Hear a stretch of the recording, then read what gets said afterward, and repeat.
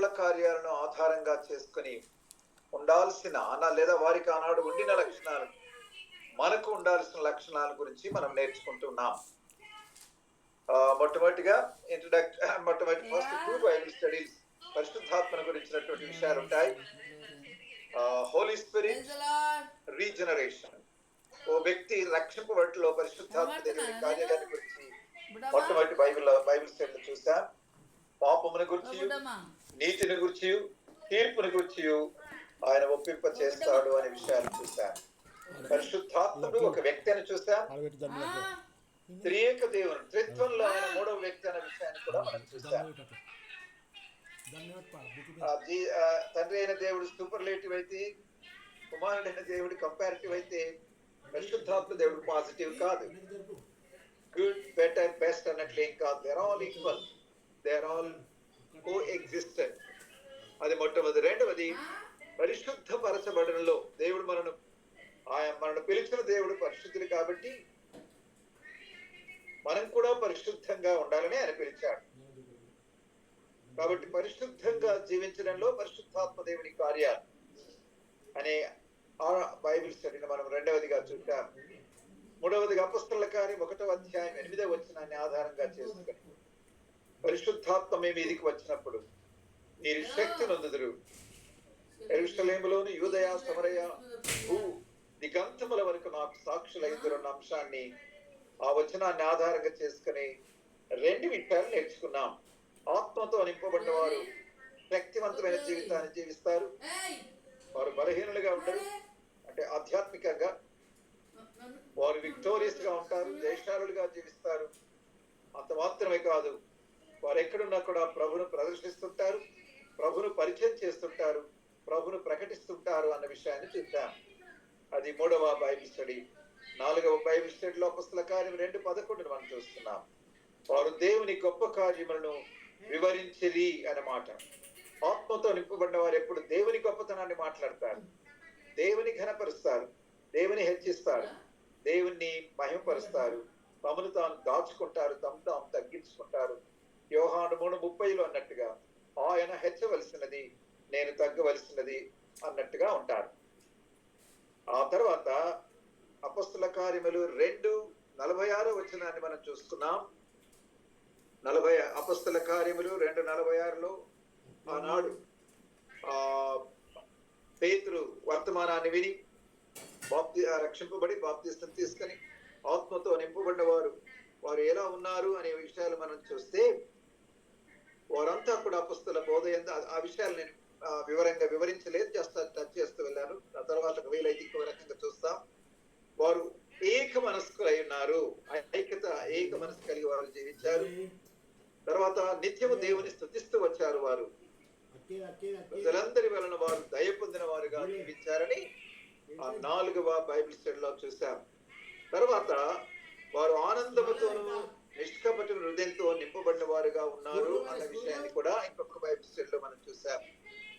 తర్వాత 4వ అధ్యాయంలో 31వ వచనంలో వారు దేవుని వాక్యమును ధైర్యముగా బోధించిరి. ఆత్మతో నింపబడిన వారు ధైర్యశాలులుగా ఉంటారు, పిరికివారుగా ఉండరు అన్న విషయాన్ని చూసాం. దేవుడు మనకు పిరికితనము గల ఆత్మ ఇయ్యలేదు, కానీ శక్తియు, ప్రేమయు, ఇంద్రియ నిగ్రహము గల ఆత్మనే ఇచ్చారని అపొస్తలుడైన పౌలు తిమోతికి రాసిన 2వ పత్రిక 1వ అధ్యాయం 7వ వచనంలో మనం చూసాం. తర్వాతి బైబిల్ స్టడీలో 6వ అధ్యాయంలో ఉన్న విషయాలు చూసాం. 6వ బైబిల్ స్టడీలో ఆత్మతో 3వ వచనాన్ని చూస్తాం. 6:3 ఆత్మతోను జ్ఞానముతోను నిండుకొన్న వారై మంచి పేరు పొందిన 7 మనుషులను మీరు ఏర్పరచుకొనడి. ఆత్మతో పరిశుద్ధాత్మతో నింపబడిన వారు దైవ జ్ఞానంతో కూడా నిన్నవారుగా ఉంటారు. బెసలేలు, సొలొమోను పాత నిబంధనలో, అలాగే దానియేలు వారు దైవిక జ్ఞానంతో నింపబడిన వారుగా మనం చూస్తాం. క్రొత్త నిబంధనలో అపొస్తలులు ఆ 7 6వ అధ్యాయంలో వారు ఏర్పరచుకున్న 7 ఆ పరిచారకులు దైవ జ్ఞానంతో నింపబడిన వారు. తర్వాత చక్కటి మంచి పేరు సంపాదించుకున్న వారుగా ఉంటారు అనేది మనం చూసుకున్నాం. ఈ అధ్యాయంలో ఈ యొక్క అపొస్తలుల కార్యాలలో మరి మనము 10వ అధ్యాయంలో కొర్నేలు ఆయన మంచి పేరు పొందాడు, బర్నబా మంచి పేరు సంపాదించుకున్నాడు. ఆ అలాగూ 16వ అధ్యాయంలో తిమోతి మంచి పేరు సంపాదించుకున్నాడు. 22వ అధ్యాయంలో అననీయ మంచి పేరు సంపాదించుకున్నాడు. గత బైబిల్ స్టడీలో లాస్ట్ బైబిల్ స్టడీలో ఆత్మతో నింపబడిన వారు విశ్వాస వీరులుగా ఉంటారు, విశ్వాసంతో నింపబడిన వారుగా ఉంటారు, అన్ని వేళలో ప్రభును హత్తుకుంటారు, ప్రభు పైన ఆనుకుంటారు, ప్రభులో దాగుకుంటారు అనే విషయాన్ని మనం చూసాం. విశ్వసించే వారిలో 7 ఆశీర్వాదాలు ఉంటామని కూడా మనం చూసాం. ఆ తర్వాత 8వ వచనాన్ని చూసాం. స్టెఫను కృపతోను బలముతోను నిండిన వాడై అన్నమాట. ప్రజల మధ్య మహత్కార్యములు గొప్ప సూచక్రియలను చేయించుండెను. సో మనం నైతికమైనటువంటి మార్పులను గురించి ఆలోచిస్తున్నాం. పరిచర్యను గురించి మనం మాట్లాడడం లేదు, వీలైతే తర్వాత టచ్ చేస్తాం. సో వాళ్ళ క్వాలిటేటివ్ చేంజెస్, వాళ్ళ గుణాత్మకమైన మార్పు ఎలా ఉంటుంది, ప్రభు ఆత్మతో నింపబడిన వారు ప్రభు స్వారూప్యంలోకి ఎదుగుతూ ఎలాంటి దైవ లక్షణాలు వారు పొనికి పుచ్చుకుంటారు అని అంటే, బలముతో దైవ బలంతో నిండినవారుగా ఉంటారు, కృపతో నిండినవారుగా ఉంటారు అన్న విషయాలు మనం చూస్తాం. ఈ రాత్రి 8వ అధ్యాయం 7వ అధ్యాయం చివరి వచనాన్ని చదువుకుందాం. 7వ అధ్యాయం చివరి వచనం. అతడు మోకాళ్ళుని, ప్రభువా వారి మీద ఈ పాపం మోపకమని గొప్ప శబ్దముతో పలికెను. ఈ మాట పలికి నిద్రించెను. సౌలు అతని చావునకు సమ్మతించెను. చూడండి, ఈ మాటలు ఎవరి గురించి రాయబడ్డాయి? 7 పరిచారకుల్లో ఒకడైనటువంటి స్టెఫను గురించి రాయబడ్డ మాటలు. స్టెఫను 6వ అధ్యాయంలోను 7వ అధ్యాయంలోను 7వ అధ్యాయంలో సుదీర్ఘమైనటువంటి ఆయన సందేశాన్ని అందిస్తాడు ఇశ్రాయేలులకు. ఆ చివరిలో ఆయన చెప్పే మాటలు వారు సహించలేక పండ్లు కొరుకుతూ రాళ్లతో కొట్టి ఆయనను చంపినట్టుగా మనం ఆ 7వ అధ్యాయం ఆ లాస్ట్ పారాగ్రాఫ్ లో చూస్తాం. 54లో వారి ఈ మాటలు విని కోపముతో మండిపండి అతన్ని చూచి పండ్లు కొరికిరి. ఎంత అద్భుతమైన మాట, అంటే ఎంత దుఃఖకరమైన మాట. అయితే వెంటనే ఉన్న మాట చూడండి, అయితే అతడు పరిశుద్ధాత్మతో నిండుకొనిన వాడై. ఇది ఈ అద్భుతమైన లక్షణం. అవతల వారు పండ్లు కొరుకుతూ ఉన్నప్పుడు, అవతల వారు మనల్ని దూషిస్తున్నప్పుడు, అవతల వారు వారు కొడుతూ ఉన్నప్పుడు, అవతల వారు రాళ్ళు రుబ్బుతూ ఉన్నప్పుడు, స్టెఫన్ వారిని క్షమించాడు. సో పరిశుద్ధాత్మ చేత నింపబడిన వారి జీవితాల్లో కనబడే లక్షణం ఏంటంటే శత్రువులను సహితము క్షమించే లక్షణం, శత్రువులను సహితము ప్రేమించే లక్షణము, ప్రేమతో పాటు క్షమించే లక్షణం. క్షమించడము గొప్ప లక్షణము, క్షమాపణ అడగడము మరీ గొప్ప లక్షణం. 2 లక్షణాలు. క్షమాపణ అడగడము గొప్ప లక్షణం, అడిగితే ఒకవేళ ఇతరులు మనల్ని అడిగితే మనం క్షమించడం. ఈ 2 దివ్యమైన లక్షణాలు క్రైస్తవ జీవితంలో. అపరాధముల చేత పాపముల చేత చచ్చిన వారమై నిత్య నాశనానికి నరకానికి పరిగెడుతుండగా యేసు ప్రభు వారు లేదా తండ్రి అయిన దేవుడు క్రీస్తునందు మనల్ని క్షమించినట్టుగా బైబిల్ చెప్తుంది. ఎఫెసీ పత్రిక 4వ అధ్యాయం చివరి వచనం. ఒకని ఎడల ఒకడు దయగలిగి కరుణా హృదయులై క్రీస్తునందు దేవుడు మిమ్మల్ని క్షమించిన ప్రకారం మీరును ఒకరినొకరు క్షమించుడి. మనం ఏం చేయాల్సింది చూడకముందు, క్షమించిన గొప్ప దైవజనుల జీవితాలు ఈ రాత్రి మనం ఎన్నో చూద్దాం, బైబిల్లో నుంచి చరిత్రలో నుండి కూడా. సో మొట్టమొదటిగా స్టెఫను శత్రువులను క్షమించాడు. లూకా సువార్త 23వ అధ్యాయం 34వ వచనం. యేసు, తండ్రి వీరేమి చేయుచున్నారో వీరు ఎరుగరు గనుక వీరిని క్షమించమని చెప్పాను. యేసయ్య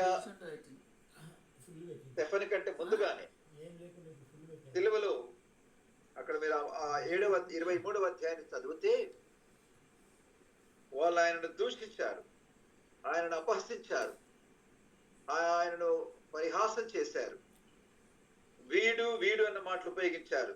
చూడండి 23వ అధ్యాయం 35వ వచనం. ప్రజలు నిలవబడి చూచుచుండిరి, అధికారులను వీడు ఇతరులను రక్షించెను. వీడు దేవుడు ఏర్పరచుకున్న క్రీస్తు అయిన ఎడల తను తాను రక్షించుకుని అపహాసించిరి. 37లో చివరిలో అపహాసించిరి. ఆనాడు యేసు ప్రభువును అపహసించారు, దూషించారు, నిందించారు. దయ్యములు పట్టిన వాడన్నాడు. వీడు వీడు వీడని అమర్యాదగా మాట్లాడారు. పొంతు పిలాతు అలా మాట్లాడలేదు, కానీ ప్రజలు అలా మాట్లాడారు.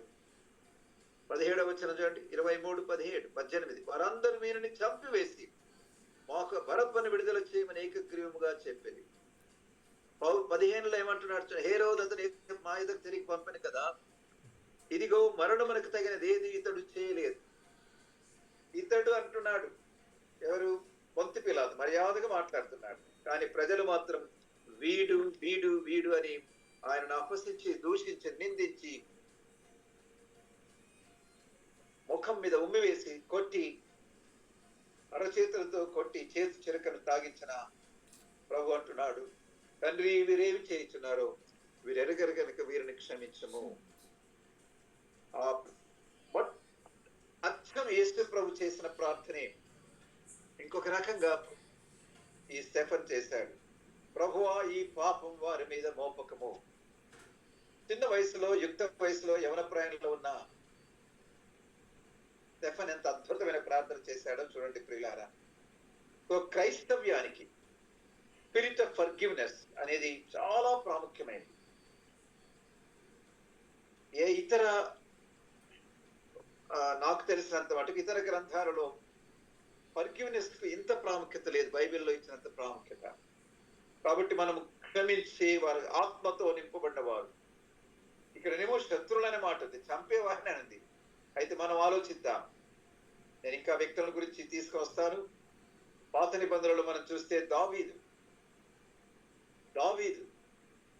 నిష్కారణంగా తను చంపే ప్రయత్నం చేసిన తన మామను చేతికి దొరికినప్పటికీ కూడా కీడు చేయకుండా, చంపకుండా ప్రభుకు అప్పచెప్పాడు. అది తనలో ఉన్న ఉదాత్తమైన స్వభావం.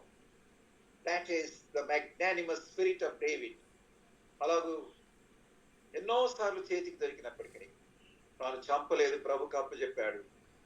మామ కీడు చేశాడు, కీడుకు ప్రతి కీడు చేయకుండా కీడుకు మేలు చేసి మామను క్షమించిన ఉన్నత స్వభావం కలిగిన, ఉత్తమ స్వభావం కలిగిన వ్యక్తి దావీదు. ఒకసారి తన కుమారుడు తిరుగుబాటు చేసినప్పుడు తాను పారిపోతుంటాడు. పారిపోతున్నప్పుడు బెన్యామీను గోత్రానికి చెందిన షిమీ అనే ఒకడు ఆయనకి ఎదురొస్తాడు. ఎదురై దావీదు రాజు అన్న సంగతి తెలిసి కూడా వాడు నోటికొచ్చినట్టుగా దావీదును శపిస్తాడు, దూషిస్తాడు. సమూయేలు 2వ గ్రంథం 16వ అధ్యాయం. నెలకొక్కసారి అన్నపోతే వాళ్ళు మంతన చేస్తారేమో. 5-6 వచనాల్లో 7 వచనం. ఈ షిమీ నరహంతకుడా, దుర్మార్గుడా, నీ వేల వలన నీవు వెళ్ళగొట్టిన సౌలు వారి హత్యను యెహోవా నీ మీదికి రప్పించెను. నీవు నరహంతకుడవు అని అంటున్నాడు దావీదును. ఇష్టం వచ్చినట్టుగా ఏమాత్రం మర్యాద లేకుండా మాట్లాడుతున్నాడు షిమీ. ప్రక్కకున్నటువంటి వ్యక్తి అభిషయ్ అంటున్నాడు, ఈ చచ్చిన కుక్కను నా ఏళ్ళ వాడిని తిడతాడా, రాజువాకు నిన్ను శపింపనేలా ఒక్క దెబ్బతో వాని తల ఛేదిస్తానంటే అంటాడు. ఎంత అద్భుతమైన మాట అంటాడు చూడండి 11లో. నా కడుపున పుట్టిన నా కుమారుడే నా ప్రాణము తీయచూచుండగా ఈ బెన్యామీనుడు ఈ ప్రకారం చేయటం ఏం ఆశ్చర్యం. వాని జోలికి మానుడి, యెహోవా వానికి సెలవిచ్చున్నాడు కనుక వారిని శపింపనీయుడి. ఎంత అద్భుతమండి. రాజుగా ఉన్న దావీదు రాజరిక మడ్డం లేకుండా అదంతా తన స్థాయి అంతస్తును మరిచిపోయి దైవిక స్వభావాన్ని, కీడుకు ప్రతిగా మేలు చేసే స్వభావాన్ని, క్షమించే స్వభావాన్ని పుష్కలంగా ఇక్కడ చూపిస్తున్నాడు. కాబట్టి పాత నిబంధనలో దావీదు ఒక అద్భుతమైనటువంటి ఎగ్జాంపుల్. కీడుకు ప్రతి కీడు చేయకూడదు, కీడు చేసిన వారికి మేలు చేయాలి, మేలు చేసి కీడును జయించమని రోమాపత్రిక 12 చివరి వచనంలో చూస్తాం. ఈ విధంగా బైబిల్లో అనేక మంది దైవజనులు మందు తాగవా? వారిలో ఉన్నటువంటి ఉత్తమమైన, ఉన్నతమైన, ఉత్కృష్టమైన క్షమాపణ హృదయాన్ని కనపరిచారు. కీడు చేసిన వారికి మేలు చేశారు. బైబిల్లో మనం అలా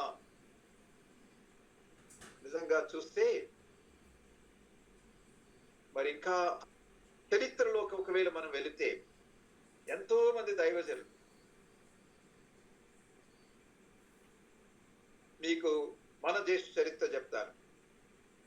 గ్లాడిస్ సెయిన్స్,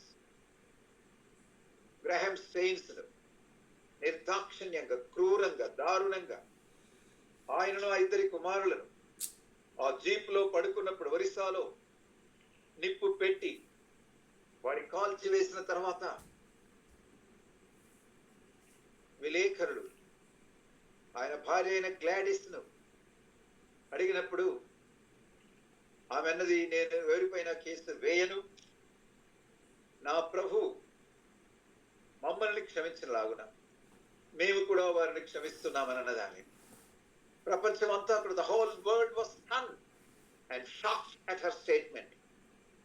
గ్లాడిస్ ఆ ఉన్నతమైనటువంటి ఉత్కృష్టమైన దైవ లక్షణాన్ని కనపరుచుకుంది మన కళ్ళ ముందే. ఈ మధ్యలోనే జస్ట్ 20 ఏళ్ళు కూడా కాలేదనుకుంటాను, 20 ఏళ్ళు అయిందేమో, కానీ 99 అనుకుంటాను. ఓకే, సరే, ఏదైనా అద్భుతమైనటువంటి చరిత్రలో గొప్ప ఎగ్జాంపుల్ గా ఆమె మన ముందు నిలిచింది.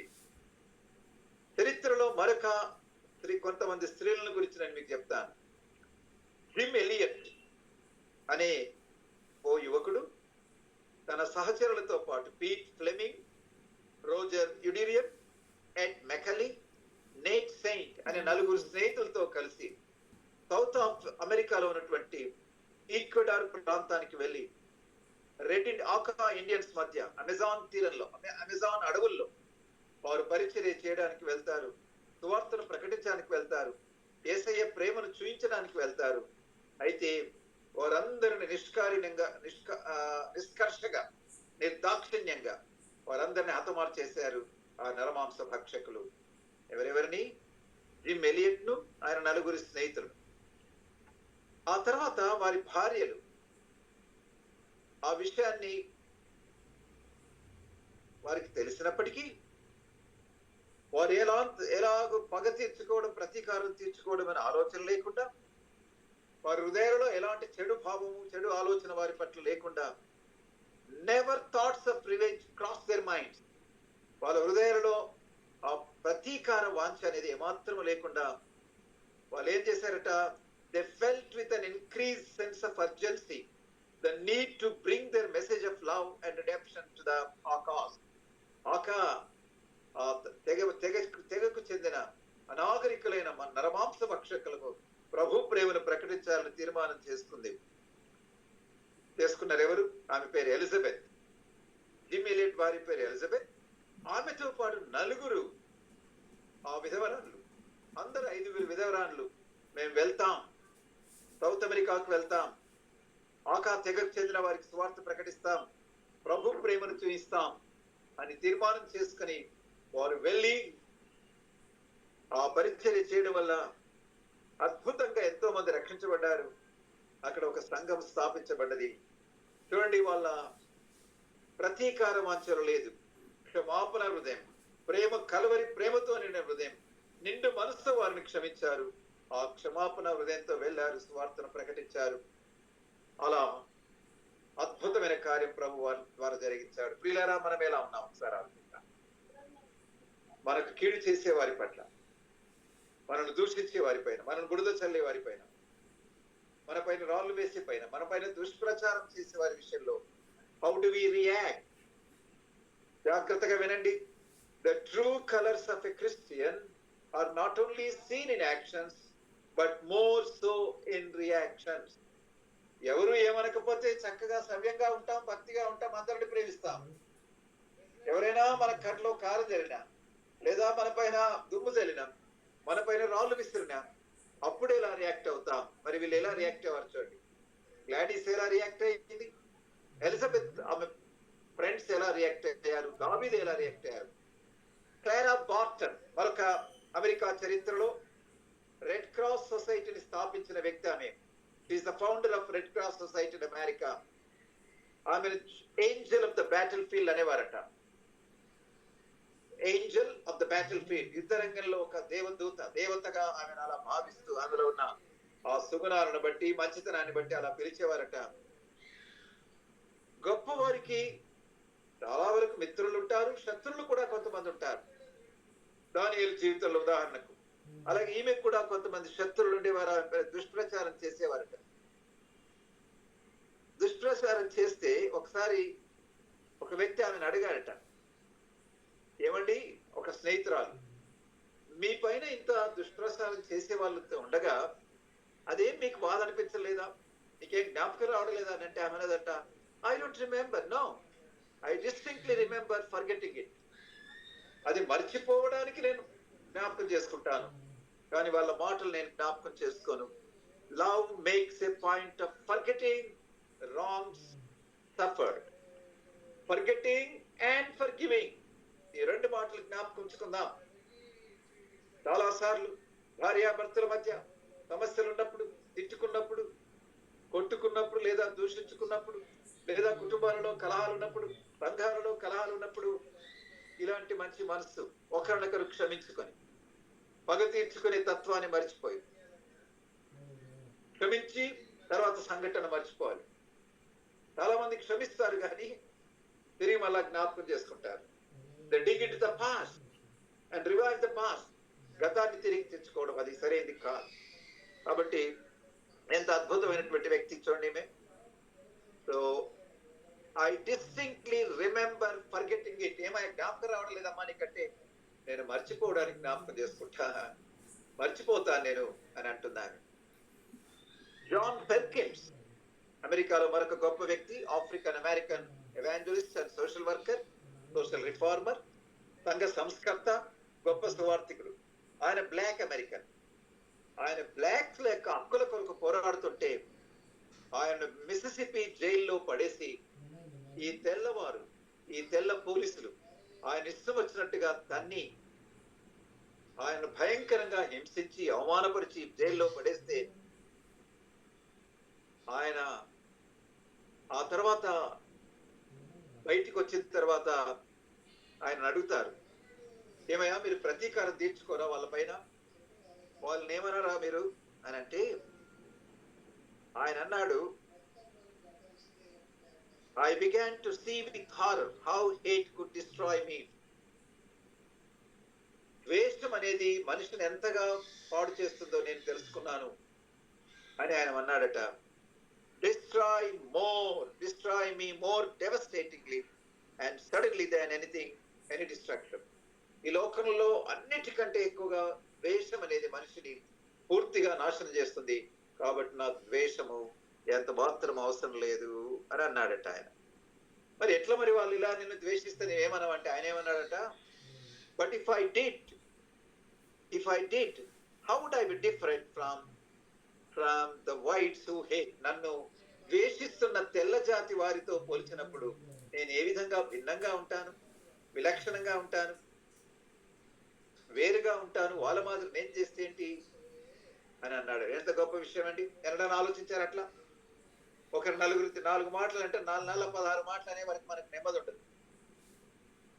ఏదో ఒక మాటని కీడు చేస్తే దానికి 10 రెట్లు కీడు చేయడానికి మనకు నిద్ర పట్టదు. అలా ఉన్నామా ఒకసారి ఆలోచిద్దాం. చరిత్రలో ఇంకెంతో మంది ఉన్నారు. Robert Chapman great man of God. England లో బాన్ స్టేపుల్ అనే స్థలంలో సంఘ కాపురిగా ఉన్న చాప్మన్ చాలా లవింగ్ క్యారెక్టర్. ఆయన ఏమంటారో తెలుసా? అపోజల్ ఆఫ్ లవ్ అంటారు. ప్రేమ యొక్క అపొస్తలుడు అని అనేవారు. అంత గొప్ప దైవజనునికి ఒకసారి ఆయన సువార్త ప్రకటించడానికి వెళ్తే ఒక కిరాణా షాప్ వాడు వచ్చి మొక్క మీద ఉమ్మేశాడు ఆయన సువార్తను ప్రకటిస్తుంటే. ఇలా అనేక సార్లు ఆయన గురించి దుష్ప్రచారం చేశాడు. వాడు చేసిన తర్వాత ఆయన దాన్ని మర్చిపోయాడు.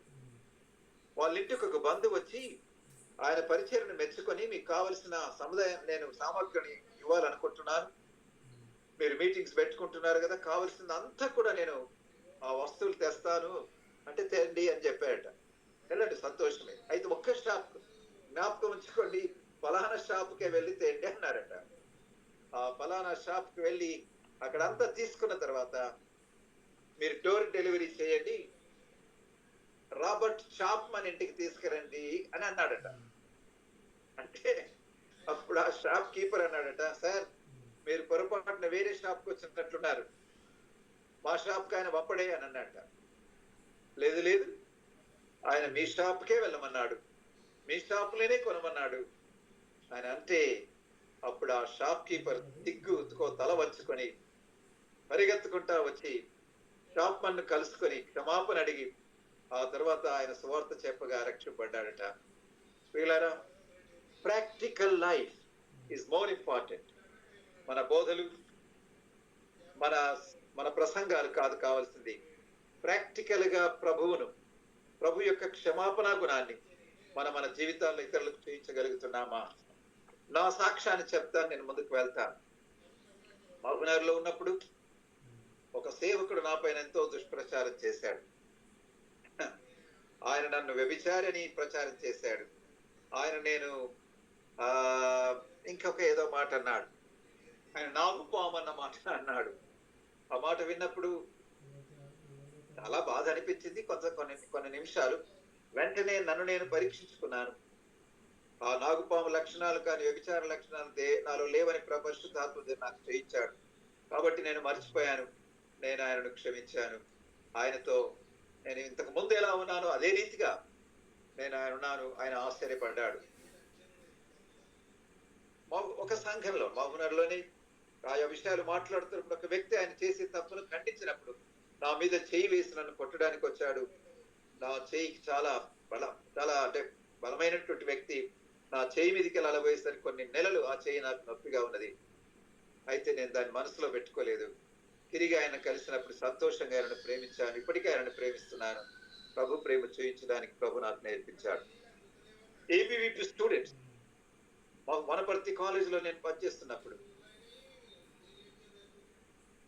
ఆ పిల్లలు నా పైన ఏదో ప్రిన్సిపల్ కు రిపోర్ట్ ఇచ్చి అట్లా ఇట్లా ఏదో చేస్తున్నాడు, బైబిల్ స్టడీ తీసుకుంటున్నాడు, ఏమో చేస్తున్నాడు అని చెప్పినప్పుడు ఒక పిల్లవాడు నా మీద చూస్తే పండ్లు కొరుకుతూ వచ్చాడు. వాడు ఫైనల్ ఇయర్ స్టూడెంట్, దూసుకుంటా క్లాస్ లోకి వస్తుంటే రావద్దు, అది పద్ధతి కాదు, మర్యాద కాదు అని చెప్పినందుకు పండ్లు కొరికాడు నా పైన. ఇట్లా పండ్లు కొరికి దూసుకుంటా వస్తున్నాడు. వాడిని ప్రేమించాను, ప్రార్థన చేశాను. ఆ సంవత్సరం చివరిలో ఆ పిల్లవాడు 2 చేతులు జోడించి నమస్తే సార్ అన్నాడు. ఎంత అద్భుతం! సో ప్రభు ప్రేమను చూయించినప్పుడు, మన మంచితనాన్ని కనపరిచినప్పుడు దేవుని కార్యాలు జరుగుతాయి. కాబట్టి నేను ఎక్కువ టైం దీనికి తీసుకున్నప్పటికీ ప్రాక్టికల్ గా ఇది చాలా ప్రాముఖ్యమైన విషయం. భార్యాభర్తల మధ్య, తల్లిదండ్రులు పిల్లల మధ్య, లేదా ఇరుగు పొరుగు వారి మధ్య, మనం పనిచేస్తున్న పనివారి మధ్య అనేకమైనటువంటి సమస్యలు వస్తుంటాయి. కొన్నిసార్లు వాళ్ళను మనం క్షమించడానికి ఇష్టపడం, కానీ ప్రభు నాకు నేర్పించాడు క్షమించడానికి. క్షమాపణ నేర్చుకున్నానని కాదు, అంత పర్ఫెక్ట్ అని నేను చెప్పడం లేదు. ఎప్పుడైనా నా భార్యని నేను దుఃఖ పెట్టినట్టయితే లేదా బాధ పెట్టినట్టయితే వెంటనే క్షమాపణ అడగడానికి. అలాగే ఎవరినైనా, భార్యనే కాదు, నేను స్టూడెంట్స్ క్లాస్ కొంత లేటు, ఒక క్లాస్ నుంచి ఒక క్లాస్కి రావడం లేట్ అయితే ఐఎమ్ సారీ, ఐఎమ్ లేట్ అని చెప్పడానికి కూడా నా ప్రభు నాకు నేర్పించాడు. కాబట్టి ప్రియులారా, క్షమాపణ అడగడము, క్షమించడం, ఈ 2 లక్షణాలు.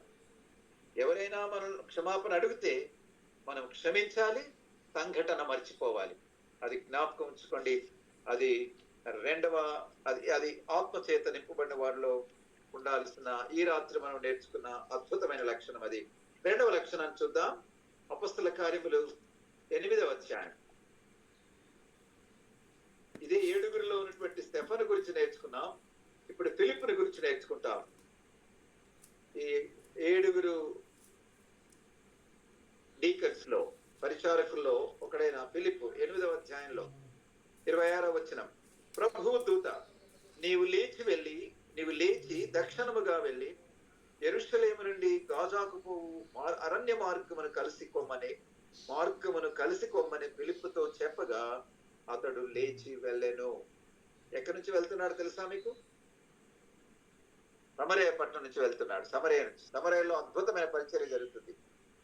వార్త అనేక రక్షించబడుతున్నారు, రోగులు స్వస్థపరచబడుతున్నారు, దయాలు వెళ్ళగొట్టబడుతున్నాయి, ఎంతో మంది ప్రభు దగ్గరికి వస్తున్నారు. అది జరుగుతుండగా అకస్మాత్తుగా ప్రభుండి ఫిలిప్పు, ఇదిగో సమరయను విడిచిపెట్టు, అరణ్యానికి వెళ్ళు, అడవికి వెళ్ళు అన్నాడు.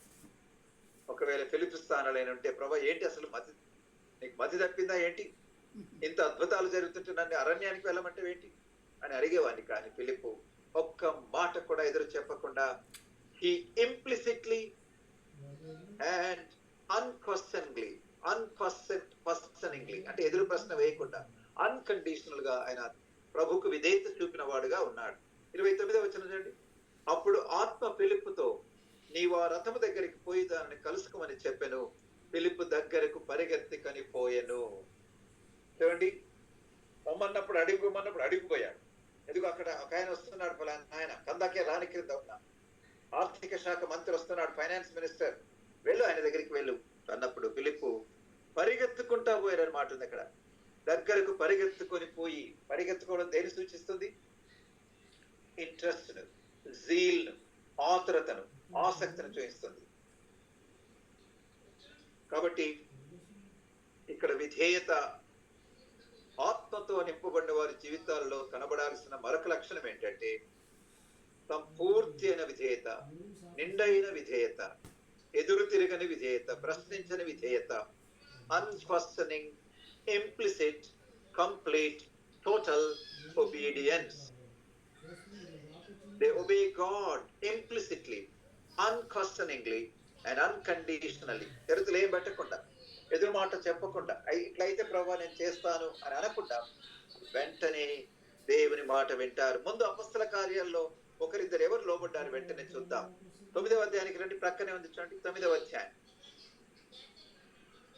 15వ వచనం. అందుకు ప్రభు, నువ్వు వెళ్ళుము. 6వ వచనం. నేను నీవు హింసిస్తున్న యేసుని చెప్పినాక లేచి పట్టణములోనికి వెళ్ళుము అని అంటాడు. ఎవరంటారు? యేసు ప్రభు అంటారు. ఎవరితో అంటాడు? సౌలుతో అంటాడు.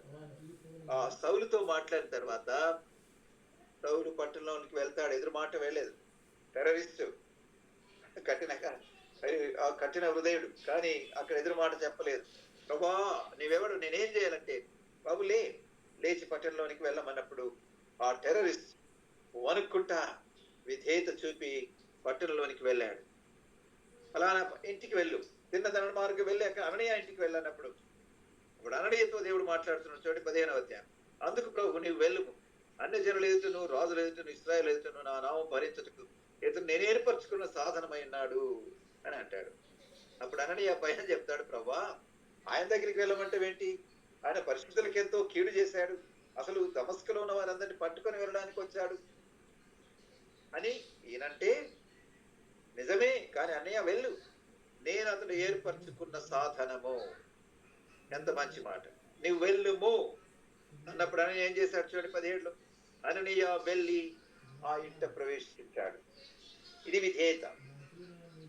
పౌలు వెళ్ళమన్నప్పుడు వెళ్ళాడు, ఎదురు మాట చెప్పలేదు. నేను ఎందుకు వెళ్ళాలి, ఎవరో నాకు తెలియదు వాళ్ళు అని అనొచ్చు. అననీయనేమో ప్రభు ఇలాంటి వాడు వాళ్ళ దగ్గర ఎందుకు వెళ్ళమంటున్నావు అన్నట్టుగా అన్నాడు. నిజమే, ఒకప్పుడు అలా ఉన్నాడు, కానీ ఇప్పుడు నేను ఆయన ఏర్పరచుకున్నాను, ఆయన నా కొరకై గొప్ప సాధనంగా ఉండబోతున్నాను. అననీయ వెళ్ళి అతని మీద చేతులుంచి ప్రార్థన చేయమన్నప్పుడు చేశాడు. అప్పుడు సౌలులో అద్భుతమైన మార్పు జరిగినట్టు కన్నుల నుండి పొరలంటివి రాలిపోయినాయి, దృష్టి కలిగాడు, చూస్తున్నాడు, బాప్తిసం పొందాడు, తర్వాత ఆహారం పుచ్చుకున్నట్టుగా మనం చూస్తాం. సో అపొస్తలుల కార్యాలలో దేవుని మాట విన్నవారు, వీరంతా ఆత్మతో నింపబడిన వారే. 10వ అధ్యాయానికి రండి. 10వ అధ్యాయం. 10వ అధ్యాయంలో పేతురుతో దేవుడు మాట్లాడతాడు. పేతురు, ఇదిగో ఫలానా వ్యక్తులు, ఫలానా మనుషులు నీ కొరకు వచ్చారు, వారి కింద ఉన్నారు, నీ వెళ్ళమన్నప్పుడు చూడు 23వ వచనం. మరునాడు అతడు లేచి వారితో కూడా బయలుదేరెను.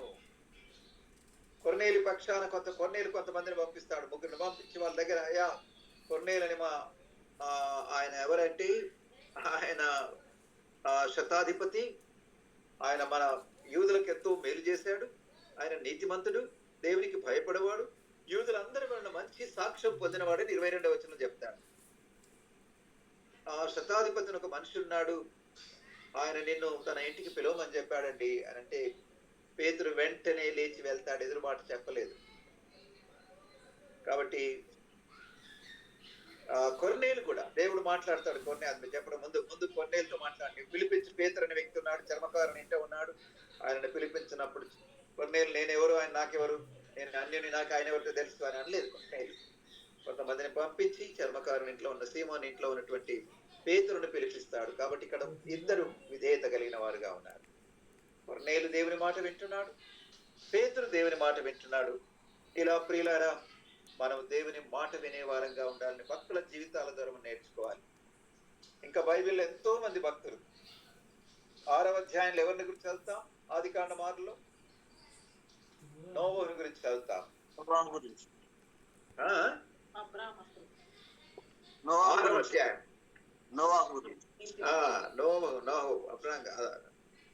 అబ్రహాం నోవహుకు ఏ ఏ విషయాలు దేవుడు చెప్పాడో 6వ అధ్యాయం చివరి వచ్చిన చూడండి. నోవహు అట్లు చేసెను, దేవుడు అతనికి ఆజ్ఞాపించిన ప్రకారం యావత్తు చేసెను. ఎంత చక్కటి మాట.